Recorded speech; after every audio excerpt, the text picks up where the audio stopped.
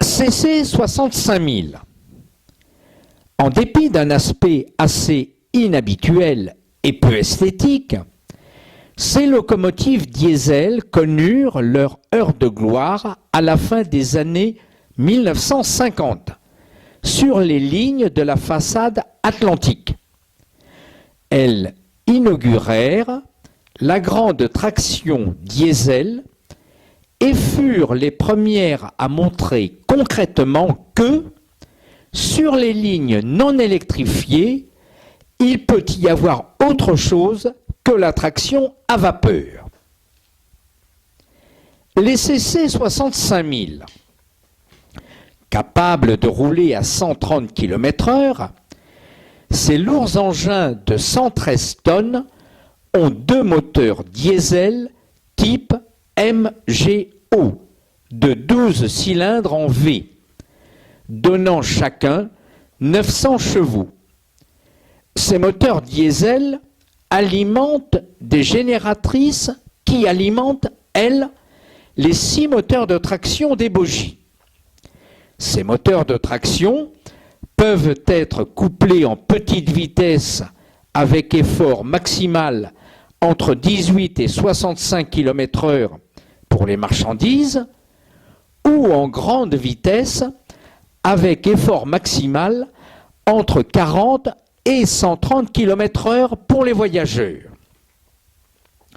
En rampe de 10 pour 1000, elle remorque des trains voyageurs de 550 tonnes à 130 km/h ou de marchandises de 1100 tonnes à 60 km/h. Sauf pour 5 d'entre elles qui se retrouvent affectées à un service marchandises entre Saint-Louis et Bâle. L'ensemble de la série fait carrière à La Rochelle et fut réformé en 1989, victime du coût élevé de la locomotive à 2 moteurs diesel.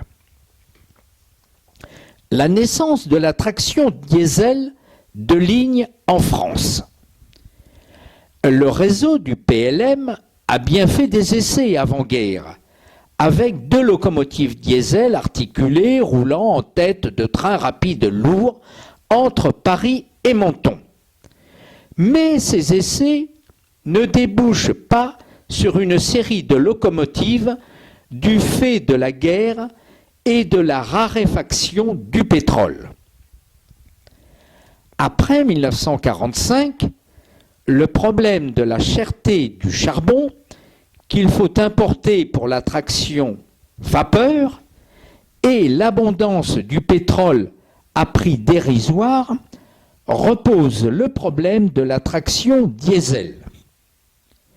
La SNCF fait un essai en 1957 sur les lignes de l'Étoile de La Rochelle avec la mise en service de 20 locomotives type 060 dB, plus tard dénommées CC 65000.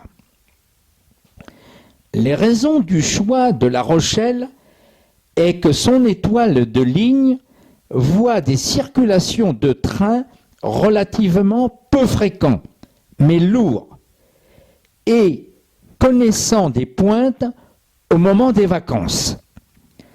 La vapeur est peu intéressante du fait des longues attentes dans les dépôts. Une locomotive à vapeur consomme quand elle attend, contrairement à la locomotive diesel. Voici les caractéristiques de la CC 65000.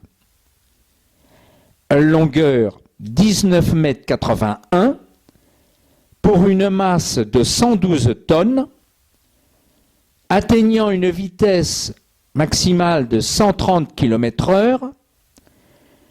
Son année de construction 1956 et 1957, une puissance de 1800 chevaux et les firmes constructrices Alstom et Fives Lille.